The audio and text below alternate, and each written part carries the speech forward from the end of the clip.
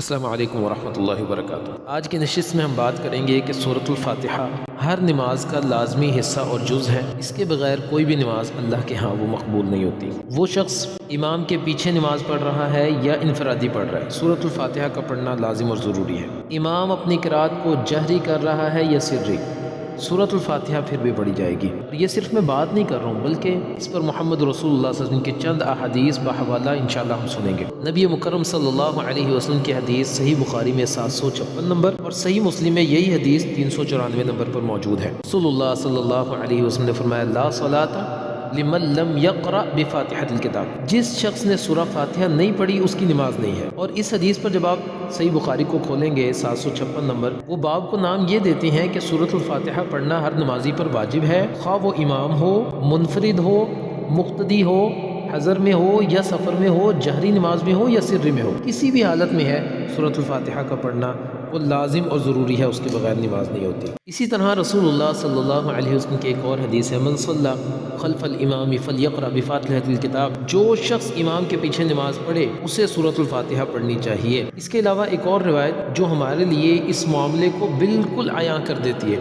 یعنی اس روایت کے بعد پھر کسی اور چیز کی ضرورت نہیں، ہر طرح سے یہ بات واضح ہو جاتی ہے کہ سورۃ الفاتحہ کو امام کے پیچھے بھی پڑھا جائے گا۔ صرف امام کا پڑھ لینا وہ مقتدیوں کے لیے کافی نہیں ہوگا۔ عبادہ بن صامت رضی اللہ تعالیٰ عنہ کہتے ہیں کہ ہم نماز فجر میں رسول اللہ صلی اللہ علیہ وسلم کے پیچھے تھے، آپ نے قرآن پڑھا تو آپ پر قرآن پڑھنا بھاری ہو گیا، یعنی آپ سے پڑھا نہیں گیا۔ جب آپ نماز سے فارغ ہوئے تو فرمایا کہ شاید تم اپنے امام کے پیچھے پڑھا کرتے ہو۔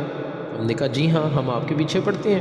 نبی کریم صلی اللہ علیہ وسلم نے فرمایا سوائے فاتحہ کے اور کچھ نہ پڑھا کرو، سورۃ الفاتحہ کے علاوہ کچھ بھی نہ پڑھا کرو، ایسا نہ کرو الا بأم القرآن، مگر ام القرآن یعنی سورۃ الفاتحہ پڑھا کرو، اس کے علاوہ کوئی چیز نہ پڑھا کرو۔ اور ساتھ میں نبی کریم صلی اللہ علیہ وسلم کیا فرما رہے ہیں؟ ساتھ میں فرما رہے ہیں کیونکہ اس شخص کی نماز نہیں ہوتی جو سورۃ الفاتحہ نہ پڑھے۔ یہ روایت سنن نبی داود میں حدیث نمبر 823 ہے۔ اسی طرح سنن ترمذی میں 311 نمبر پر یہی روایت موجود ہے، ابن خزیمہ میں 1581 نمبر پر موجود ہے، صحیح ابن حبان میں بھی یہ روایت موجود ہے، یعنی متعدد کتب کے اندر یہ روایت موجود ہے۔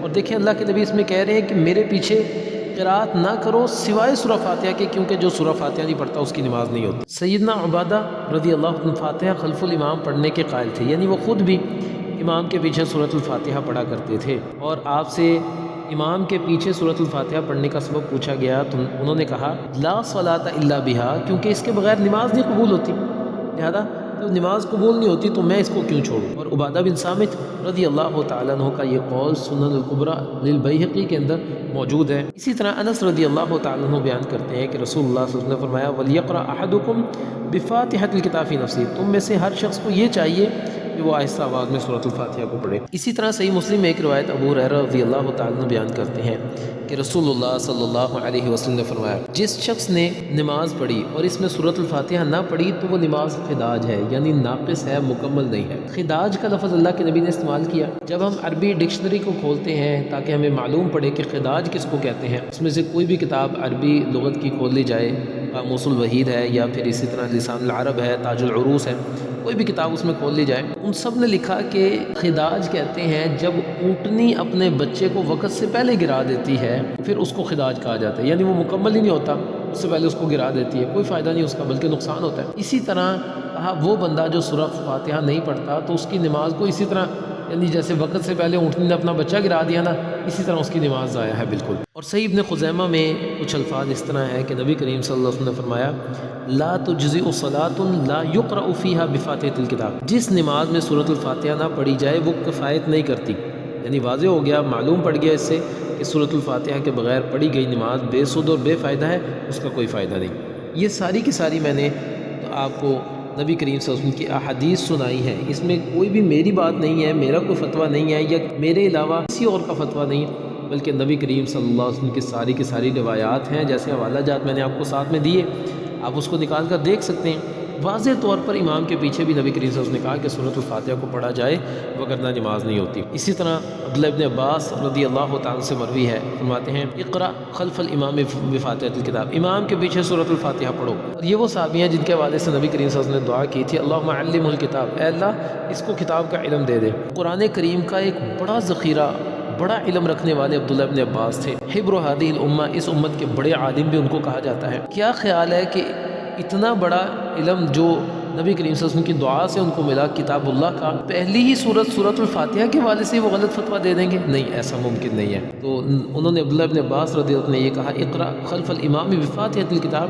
امام کے پیچھے سورۃ الفاتحہ پڑھا کرو۔ یہاں ان روایات کے ساتھ ہمارے لیے یہ چیز واضح ہو گئی ہے، سورۃ الفاتحہ کا نماز میں پڑھنا لازم اور ضروری ہے۔ اگرچہ آپ امام کے پیچھے ہیں، آپ منفرد نماز پڑھ رہے ہیں، آپ سفر میں ہیں، آپ حضر میں ہیں، امام جہری قرات کر رہا ہے، امام سری قرات کر رہا ہے، کسی بھی طرح سے اور کوئی بھی نماز ہے، آپ عام فرضی نماز پڑھ رہے ہیں، نفلی نماز پڑھ رہے ہیں، سنن پڑھ رہے ہیں، عید کی نماز پڑھ رہے ہیں، جنازہ پڑھ رہے ہیں، کوئی بھی نماز، اللہ کے نبی کا لا صلاۃ، کوئی بھی نماز نہیں ہے اگر سورۃ الفاتحہ کے ساتھ اس کو پڑھا جائے گا۔ تو ہمیں سمجھ لینا چاہیے۔ اور جو لوگ سورۃ الفاتحہ کو امام کے پیچھے نہیں پڑھتے، وہ قرآن کریم کی ایک آیت سے اس کی دلیل دینے کی کوشش کرتے ہیں، وَإِذَا قُرِئَ الْقُرْآنُ فَاسْتَمِعُوا لَهُ وَأَنصِتُوا لَعَلَّكُمْ تُرْحَمُونَ، جب قرآن کو پڑھا جائے خاموش ہو جاؤ اور خاموشی سے سنو توجہ سے تاکہ تم پر رحم کیا جائے۔ اچھا، اب یہاں پر یہ معاملہ ہے کہ ایک چیز کی تخصیص محمد رسول اللہ صلی اللہ علیہ وسلم نے کر دی کہ بھئی میرے پیچھے کچھ بھی نہ پڑھو جب میں قیام میں ہوں سوائے سورۃ الفاتحہ کے،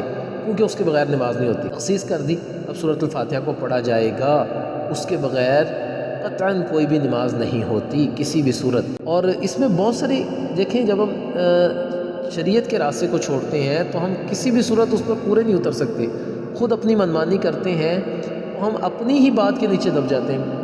وہی لوگ جو کہتے ہیں کہ جب امام قرات کر رہا ہے تو آپ نے پیچھے کچھ نہیں پڑھنا، خاموشی سے کھڑے ہونا ہے، وہی لوگ اس چیز کی اجازت دیتے ہیں کہ امام اگر جماعت ہو بھی رہی ہے، امام قرات کر بھی رہا ہے، آپ کی سنتیں رہتی ہیں فجر کی، آپ پیچھے کھڑے ہو کے پڑھ لیں۔